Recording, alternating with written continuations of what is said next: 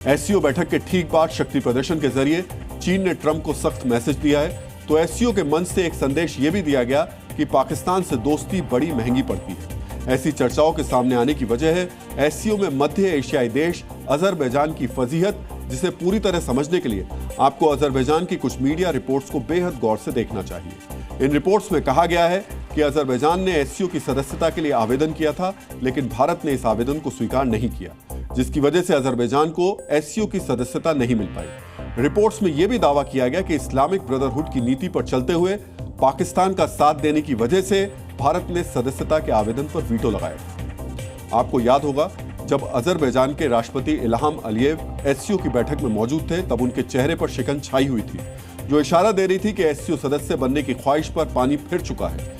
Media reports के साथ ही साथ अजरबैजान का तकरीबन हर विशेषज्ञ बार बार यही दोहरा रहा है कि भारत ने अजरबैजान को एससीओ का सदस्य नहीं बनने दिया। हालांकि भारत ने इन दावों पर कोई आधिकारिक बयान जारी नहीं किया, लेकिन अजरबैजान को सदस्यता का ना मिलना सीधे पाकिस्तान के लिए झटका है। हम ऐसा क्यों कह रहे हैं, ये समझने के लिए आपको एससीओ में पाकिस्तान का प्लान बेहद गौर से देखना चाहिए। पाकिस्तान ने एससीओ में अजरबैजान की सदस्यता का समर्थन किया था। अजरबैजान को सदस्यता दिलाने के लिए पाकिस्तान ने चीन में भी लामबंदी की थी, जिसका नतीजा ये हुआ कि चीन ने भी सदस्यता का समर्थन कर दिया।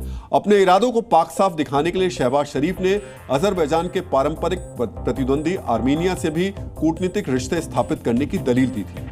पाकिस्तान तो अजरबैजान को सदस्यता नहीं दिला पाया।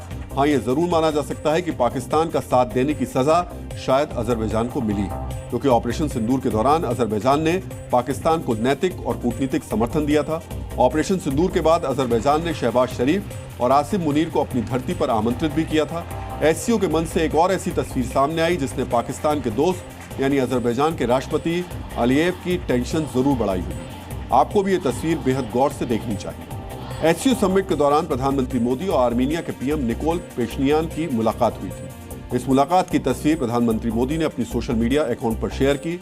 इस तस्वीर को लेकर सामरिक हलकों में ऐसे कयास लगे कि भारत और आर्मीनिया के बीच सैन्य सहयोग आगे बढ़ सकता है, जो काराबाग के विवाद पर अजरबैजान के लिए मुश्किलें पैदा कर सकता है।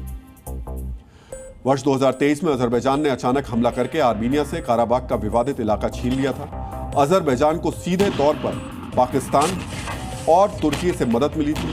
दावा तो यहां तक किया गया कि इस युद्ध के दौरान पाकिस्तानी फौज भी काराबाग के मोर्चे पर उतरी थी। तभी से आर्मीनिया ने भारत के साथ सामरिक सहयोग का दायरा बढ़ा दिया। इस युद्ध के बाद आर्मीनिया और भारत के बीच कौन से हथियारों की डील हुई है, यह भी आपको बेहद गौर से देखनी चाहिए।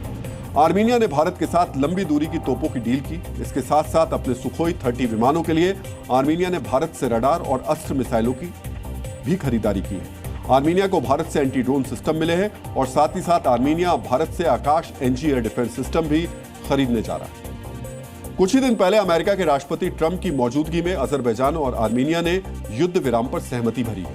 इस युद्ध विराम के बावजूद भारत की मदद से आर्मीनिया अपनी सैन्य शक्ति बढ़ा रहा है, जिसने पहले ही अजरबैजान को परेशान कर रखा है। और अब एससीओ बैठक के बाद शायद अजरबैजान के राष्ट्रपति को यह भी समझ में आ गया होगा कि पाकिस्तान से दोस्ती करना या पाकिस्तान का साथ देना उन्हें कितना भारी पड़ रहा है। जी न्यूज़।